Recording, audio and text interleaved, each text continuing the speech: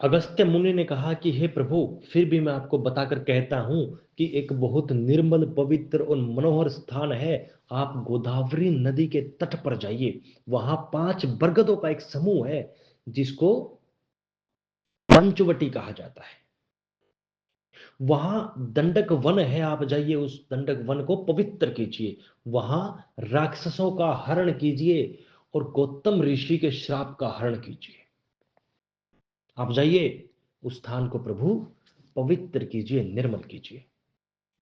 प्रभु श्री राम जी भी मुनि की आज्ञा पाकर भाई लक्ष्मण और माता जानकी सहित वन को गमन करते हैं। और जब वो पंचकुटी के निकट पहुंचे तो गिद्धराज जटायु से उनकी भेंट हुई। बहुत प्रकार से गिद्धराज जटायु से भेंट करके प्रेम बढ़ाकर प्रभु श्री राम माता जानकी और लक्ष्मण सहित गोदावरी नदी के तट पर जाकर एक पर्णकुटी में रहने लगते हैं। पर्णकुटी में रहते हुए काफी समय बीत जाता है। एक दिन ऐसे ही बैठे हुए लक्ष्मण जी ने प्रभु श्री राम जी से कहा कि हे प्रभु, आप बताइए, आप ऐसी भक्ति का वर्णन कीजिए कि किस प्रकार से मैं आपकी भक्ति कर सकूं। ऐसी भक्ति का वर्णन कीजिए जिससे मेरी आपके चरण कमलों में अत्यंत प्रीति हो, अनुराग हो। प्रभु ने कहा कि जो व्यक्ति मन, कर्म और वचन से, मन से, यानी कि मन उसका प्रभु श्री राम जी के चरण कमलों में हो, मन, वचन प्रभु श्री राम जी के बारे में शुद्ध वचन, पवित्र वचन बोलता हो, मन, वचन और कर्म, जो कर्म हो प्रभु श्री राम जी जिस प्रकार से वन में जो उनके दिखाए हुए नक्शे कदम है उन पर चलता हो, प्रभु श्री राम जी को मर्यादा पुरुषोत्तम समझकर एक मानवीय रूप से जो सगुण ब्रह्म है उसको देखकर उसके समान व्यवहार करने का प्रयास करता हो, उसकी गति सीधी प्रभु श्री राम जी के चरणों में है।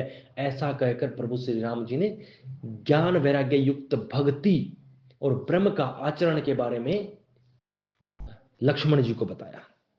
इस भक्ति योग को पा करके लक्ष्मण जी ने सुख पाया। उसी समय शूर्पणखा नामक रावण की एक बहन हुई। उसका विकराल और भयानक रूप था। उस विकराल और भयानक रूप को छिपाकर एक सुंदरी का वेश बनाकर वह प्रभु श्री राम जी के पास आई। सुअवसर पाकर प्रभु श्री राम जी को कहती है कि मेरे समान इस जगत में कोई दूसरी स्त्री न है। वह कामुक हो उठती है तो प्रभु श्री राम जी को कहती है कि तुम्हारे समान भी तो जगत में कोई दूसरा पुरुष नहीं है। मैंने जहां तहां सभी पुरुषों को देखा है, किंतु तुम पर आकर मेरा मन ठहरा है, मेरा चित्त ठहरा है, और विधाता ने बड़े सोच समझकर यह संयोग, यह जोड़ा बनाया है। सीता जी की ओर देखकर प्रभु श्री राम जी ने, अब प्रभु श्री राम जी जानते थे कि यह माया का जगत है और यह एक राक्षसी है जो हमारे साथ माया का खेल खेलने आई है। वो जानते थे कि ये शत्रु की बहन है। मुझे, मेरा वन में आने का जो मुख्य उद्देश्य है वो रावण का वध करना, और यह रावण की बहन है, वो जानते थे। किंतु वो भी थोड़ा सा अपनी माया दिखाना चाहते थे। जानबूझकर जानबूझकर उन्होंने छल युक्त शब्द कहते हुए उस राक्षसी को, शूर्पणखा को कहा कि ये जो सुकुमार है ना, इसका नाम लक्ष्मण है, इससे पूछो। लक्ष्मण की तरफ इशारा करते हुए अब शूर्पणखा लक्ष्मण के पास गई। लक्ष्मण ने कहा, तो मैं तो प्रभु का सेवक हूं, प्रभु का दास हूं, मैं तो प्रभु के पराधीन हूं, और सेवक की गति तो प्रभु के चरण कमलों में पड़े रहने से ही है। आप इनके पास जाइए, ये तो कौशलपुर के राजा हैं, मैं तो सेवक हूं। दोबारा प्रभु श्री राम जी के पास गई। प्रभु श्री राम जी ने दोबारा लक्ष्मण जी के पास भेज दिया, लक्ष्मण जी ने दोबारा प्रभु श्री राम जी के पास भेज दिया, प्रभु श्री राम जी के पास गई। वह क्रोधित होकर अपना भीषण और विकराल रूप को जागृत करती है और राक्षसी के रूप में आकर दिखाती है।